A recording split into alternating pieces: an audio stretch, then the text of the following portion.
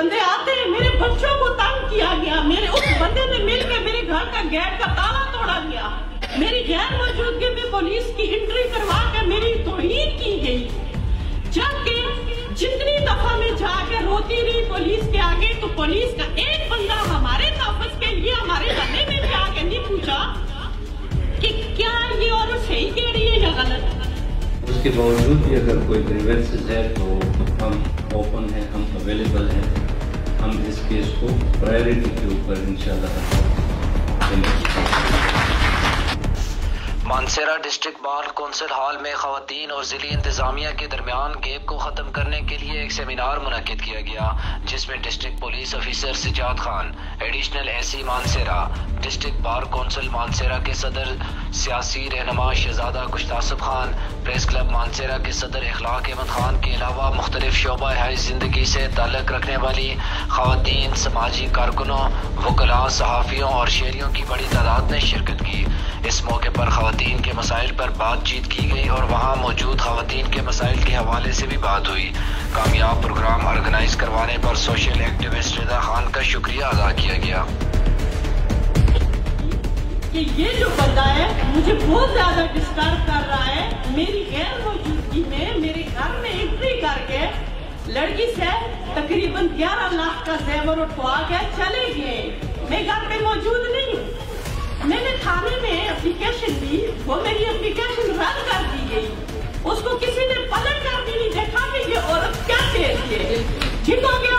इसके बाद ऐसा हुआ कि वही बंदा उस लड़की को लेके जाता है, ना वो हड़ का है, ना जात का है, ना कौम का है। एक वो लड़की गड़ी अभी बुला किया और बंदा जो है पुलिस की एंट्री करवा कर मेरी तौहीन की गई, जबकि जितनी दफा मैं जाके रोती रही पुलिस के आगे, तो पुलिस का एक बंदा हमारे तहफ़्फ़ुज़ के लिए हमारे गले में भी आके नहीं पूछा कि क्या ये औरत सही कह रही है या गलत। मैंने पहले यहाँ पर कर दिया कि इसमें एक कोई अगर फीमेल वकील है वो हमारे साथ उसको ज्वाइन करे, या किसी तंजीम की कोई खातून है, क्योंकि जहाँ तक मुझे रिपोर्ट है इसमें एक और भी खातून है, वो भी इन्वॉल्व है इस केस में।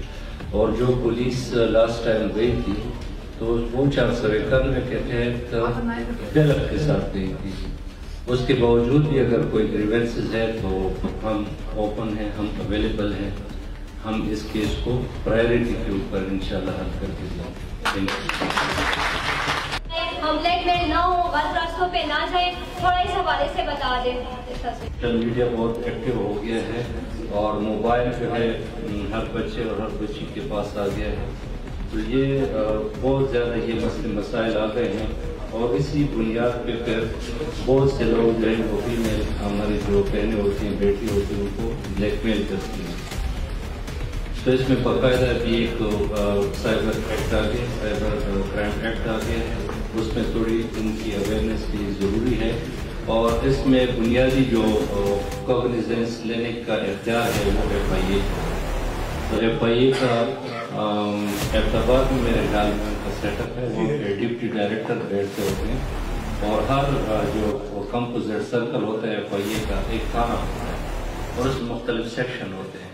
एक सेक्शन साइबर क्राइम का भी होता है, तो वहाँ पे जाके वो रिपोर्ट करते हैं। और उसमें पिछले दिनों भी एक FIA की टीम आई थी, इसी तरह का कोई बंदा था, वो ब्लैकमेल कर रहा था किसी खातून को, हमने उसकी मदद की और जो टीम आई थी FIA की, the man was arrested and he was charge. तो ये बड़ा ज़रूरी है कि जो भी ब्लैकमेल करने की कोशिश करते हैं इस तरह के, तो जो हमारी बहनें हैं, बेटियाँ हैं, उनको छुपाने की ज़रूरत नहीं है। साइबर क्राइम का जो विंग है वहाँ पे रिपोर्ट करें और उसमें कार्रवाई